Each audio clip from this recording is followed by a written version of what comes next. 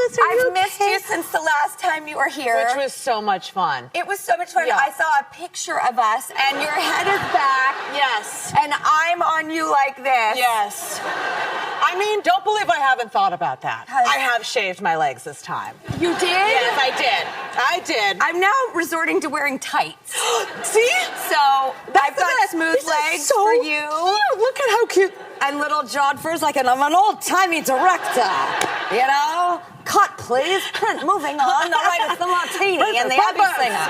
Everybody. I love how in sync we are with our clothing today. I know. Makes me feel like everything in the world is right. We can start with the studio, because you really go for it. You have a very distinct character. Yes. She has a voice. Like, how do you approach your comedy? Well, you know, it's always terrifying. I always feel like it's going to be way too big, and they're just going to send me back to the acting police, and they're going to be like, take away my SAG card. I've never had a director not come up to me. Just to be like, get down. We need the smaller one. Yeah, Less. just a little smaller one. And I'm out there, you know, hoofing and Peanut Man, and they're like, can you lose the monocle and top hat? And I'm like, what do you mean? This is not the theater. But I have always admired the swings you take. Like, you really go for it, and you don't hold back, and I never want less. I want more. Well, I do. What did you do? What was, like, the inspiration for this character? Because I love her so Maya much. Mason is pretty fantastic. I love that she dresses like she's going to war every day. Like she's like in the marketing army. Yeah. Like she's selling it. Yeah, plays the head of. Oh. And in studios, how it works is that head of marketing is up there with the head of the studio. Yes. As far as the make or break, you're not just the head of marketing. You are really up there with the studio chairman, who is the big boss, in this case, Seth Rogen. Yes. And they are, I've been in the meetings my whole life. I know how vital they are. It's like, literally, I've had studio heads come to me and go, if I can't have marketing figure this out, I'm not going to make it. No, isn't it nuts? They have so much power. There's so much power. That's what I love about her, is that she's like, her life is her work is her life. Like, I think that her ensembles are like that's where she can express herself. I think she really is an artist in there. Like, that's her job, is to sell these movies to as many people as possibly will show up. We actually have a clip. Maybe this will give us a taste of the old Kathryn. All right, everyone, this meeting is going to be a vibe. Alphabet City has really got our engines revving, pun very much intended. And we think we can have a really dope run in theaters and really break through the clutter. And we are mad hyped to show you our early concepts. Well, that's what we're here for, so let's get to it. Ooh, love the enthusiasm. All right, here's the first up. That's what I am talking about. And I was like, oh, I hope the clip matches what she was saying, because there is like the camo, militarized sort of approach. That you do come in every day like you're ready to fight in the best way. Well, you were talking about like the ensemble, and because a lot of it was shot in these oneers, each scene was like one long camera move. I think this will change. There's a show called Adolescence, and I know. I just recommended it to everyone in my picks. I'm trying to talk about it. I think it'll be a part of a tipping point. Yeah, it must be. Some of the best acting I've ever seen in my life. And I think I've not seen, when I saw the studio, it was before Adolescence, and it's like, I think you guys are also bringing back cinematic aspects of filmmaking that have been lost because it's about cranking out content. Yes. And this really celebrates not only the art of cinema and what's possible, but then you actually get to understand why and how it happens, how it works, what it takes to make it work. That second episode with Sarah Polley. Forget it. And she's incredible. Oh, my God. All the guest stars that they get are so incredible that they've got. I think it's like they have such goodwill, Seth and Evan, and it was really important to them that this be not like a takedown of Hollywood or like the biz, but it's kind of a love letter, like you said, to making movies. Like every single one of them, like, that you think is like a suit or somebody that just cares about money. Like, at the beginning of the day, they got into this business because they love making movies. So there's a purity to it. I think things about Hollywood haven't worked sometimes because of they go too insider. Yes. And everybody wants to see the front, not the back. Yes. Which leads me to another question in a minute. But this one, as much as it's about the industry and Hollywood, it's about these people. It's this joyride. There's like a clipsedness, like when we 40s, shot those 70s. Yes. It's got this comedy and mania. Yes. You don't want it to end. It's a band of misfits that you are so in love with. And when the 10th episode was done, I've been sad ever since. This group, I think the way we shot it is really, really brought this group together because you didn't want to let anyone down. Like, if you screwed up a line at the end of the take, you were like, sorry, because everyone, and this camera operator was like, so that kind of heightened that like tension. The old school Hollywood buffet. Forget it. It's my favorite thing ever. And then we keep saying it, or like, stop saying old school Hollywood buffet. You guys, it's hilarious. You're gonna have to see it. But there's things in the old school Hollywood buffet that only serve up in Vegas. I miss comedy. I know. feel like because studios went, you know what? We love comedies, but we need the action tent poles. Yes, and that's going to make us the most money. Those comedies can go over here. We're going to, in the theaters, do this over here. And it wasn't like that growing up. Like, I remember. Step Brothers came out in a theater, and we all loved it. In a theater. Oh, could you imagine seeing that again in a theater? It would be so fun. I'm a huge fan of that movie, and I'm in it, but I love that movie so much. We watch it all the time. I mean, me and my daughters. Everything you do, we watch. Wait, okay. Wait, how old are you? I guess you can. Oh, yes. A little something for my kids. That is also, like, you go for it so hard in that movie. You have to, though. You can't, like... you can't like put your foot like half on the gas. Like, you got to be like, otherwise, I'm sorry. I'm so glad to hear that from you. So to hear you say, don't put your foot on the gas halfway. Ooh. Go full throttle. Never. Let's try not to. Yes. All of us, we have to. Because I feel like I can be bananas. Between action and cut. Like, that's where I can, like, be totally bananas and actually feel like the most confident and the most weirdly authentic is, like, when you have that freedom and that space to, like, own that time. And then I go right back to, like, which I shouldn't be. That makes me feel so much better. Okay, good. Because I am, like... when I'm not at work, I am like almost an introvert. It's the weirdest thing. Don't you feel like you want to circle the wagons? I don't know if you know that feeling, but like tiny. You just all of a sudden your friends, the real true, and it just gets tighter, really tight. Yeah. Speaking of tight, your butt in Agatha. Oh, that's a good segue. Mommy loves to hear that. How did you get the idea, the moxie, the confidence to go there? That was my idea. We're here for it. Yes. I thought Agatha at that particular moment was like feral. She had been under this spell for a long time from the Scarlet Witch. And I think that when the spell was broken, I think that would be the last thing she would think of was putting on a robe. So I just had to run out and go for it. Yeah. But my hair was strategically taped down, which I'm not saying was comfortable at the end of the day, but it was definitely, I had like strategic placement, so it was not so bad. But that was like the first day of shooting, I gotta tell you. So it was nice to rip the Band-Aid off and say, hello, nice to meet you. Because I do think I think we all feel so vulnerable showing up to things. It's like we're naked, you know, and so you do what Kathryn Hahn does. Do not step on the gas pedal halfway. Go all the way down. But on camera. You don't have to do that. I mean, we learn so much on the job about our lives. Yes. And something I'm always curious about here is parenting advice. Like, you have, kids. Do you have and teens? You have teens. I have, almost 11 and almost 13. Okay, So I'm on the almost, cusp. yes, But of the hormone hot box. I heard your house is a hormone hot box. It is a hormone hot box. Between me and my daughter, it is like, my son and my husband are just like, okay.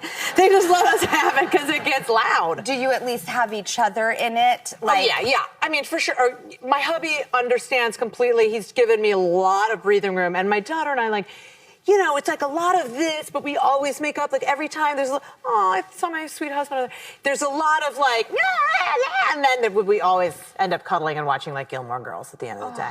So it's my son is about to go to college, and I'm like a disaster. I'm trying to get all the tears out now so that I can just be so happy for him when he goes off. But right now it's like a mess. You think you're always going to be in that child rearing chapter, and you cannot imagine your life after it? Yes. It's it's going to be the rest of your life. You're going to have kids Which is why at home. when everyone says it goes by so fast, you're not. I am not prepared for it. For I the don't actuality get it. of it? Wait, it doesn't register. Right. I used to say it all the time and have no idea what it meant. And I'm now, yeah, sure, but I'm so in it still with 11 and 13, and Olive will be 13 in September even. So I'm not even there yet, but it goes faster and faster. And kids are so much more precocious now. I know. There's so much. The world does not keep kids. They're fighting so hard to make kids to do fun stuff. We try to do that, just watch awesome old Disney movies, but they had to really. Maya in this show has a lot of cool lingo that the kids are saying. Listen to me, I'm such a grandma. No, but I know, because I don't know anything. You have the whole vernacular as your character in the studio. Did you have to ask your daughter so much what research. is what? Yes, and then they would make so much fun of me. Yes. Because all I knew was gyat. But I would be like, guys, gotta get going. And they'd be like, oh my God, Mom. So it was a lot of... that's fire. And they're like, oh no, that Mom, one's last year. Yeah, always last year. I'm like, is this cringe? And they were like, the way you say it is, but So, and they also had to say something called, I want to say on God, but it's to God. And that didn't make any sense to me because it kept going, on God? And then Evan would be like, okay, cut. So it's to God. And I was like, right, on God? It made no sense. I was like, why is it on God? I still don't get it. They're very clever though, lit, something's lit. I get that, sure, it's lit. It's lit. I understand it. But get the Riz out or whatever. Skibbity toilet, I still don't know what it is. I don't understand it. I don't understand it. What the hell is skibbity toilet? Yeah, what is that? Does anybody honestly know what a skibbity toilet? Can anyone explain what skibbity toilet is? Is it skibbity toilet? Probably not.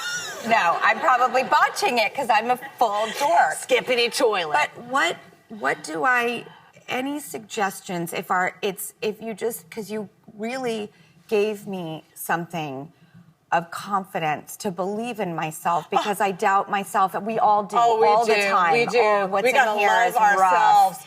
I know. And it's the yes, hardest we've thing. got to get over the hump and get to kindness. Yeah. We give so much to other people compared to ourselves, ironically. Yeah. But as a mom, how old is your daughter now? 16, 15? 15, about to turn 16. She had her driving lesson. It's nuts. I'm like, no. Any advice on being present or patience or anything, which I try really hard to do. I feel like I'm very in tune with those things. Yeah, I can't only imagine, clearly. Gwyneth Paltrow said this thing that I can't get out of my head about how being a parent is also a series of little letting goes. But it is. It's you're in constant nostalgia.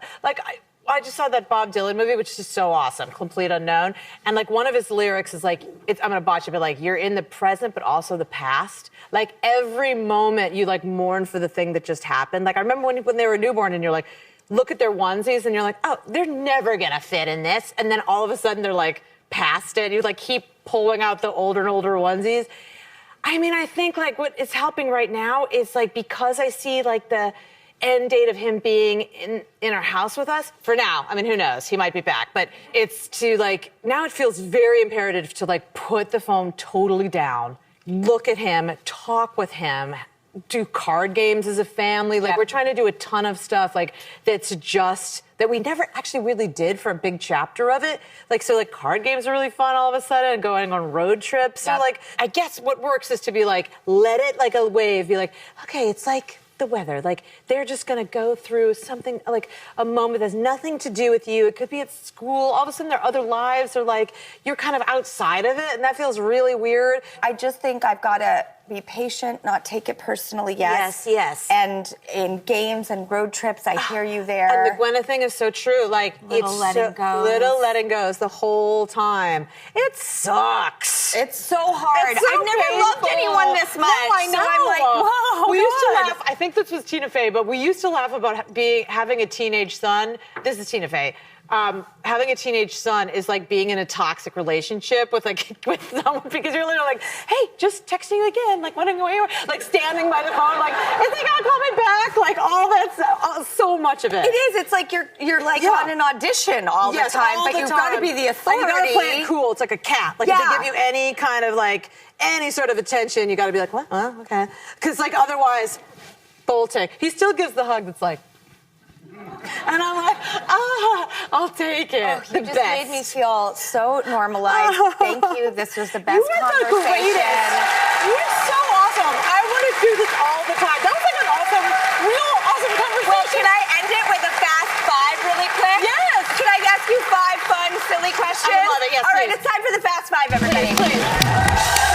Oh, your audience so awesome. Number 1. What is your guiltiest pleasure? That's a very big question. Oh, it's a big question. I would say anything my daughter makes, because she's an incredible baker, and I will shove it in my mouth. She has like a brown sugar chocolate chip cookie, and I'm like, yeah, it's so good. And aren't you still like, you're still like that mom who's like, you can do this? No, like, better than I can. I can't bake. That and Love is Blind. And preferably both at once. Okay, perfect. Yeah, definitely. Yes. Real well together. Real well together. What's scarier, cold plunge or getting waxed? Oh, getting waxed. For sure. Oh, forget it. I'll dunk that thing in freezing water before. Yeah. No thanks. I've been waxing people on the show recently. I can tell when I do it really well because it's nice and smooth, and then I do the wrong thing and it's like red and pimply, and I'm like, oh, I'm so sorry. You're like, sorry. Anyway. So imagine that, because we're all thinking it. I don't ever not think of this area when I hear waxing. I don't go to legs. I know. Yeah, that's it. I've never even considered it. No. But I had to, there's no way. Okay, if you had witchy powers, what spell would you cast if you could? Ooh, well, I mean, this conversation, I would say, like, I would freeze this moment in time for just a little bit longer. Just like I don't want to, like, kids. Yeah, just a little bit longer. Just not much. All of us together watching Gilmore Girls eating your daughter's cookies. Yeah. Okay. Oh, yes. Yum, yum. Not forever. Weird thing that you do when you're home, maybe no one else is looking. You have space and time to do your weird thing. What is it? I would say I definitely walk around buck naked. Me too!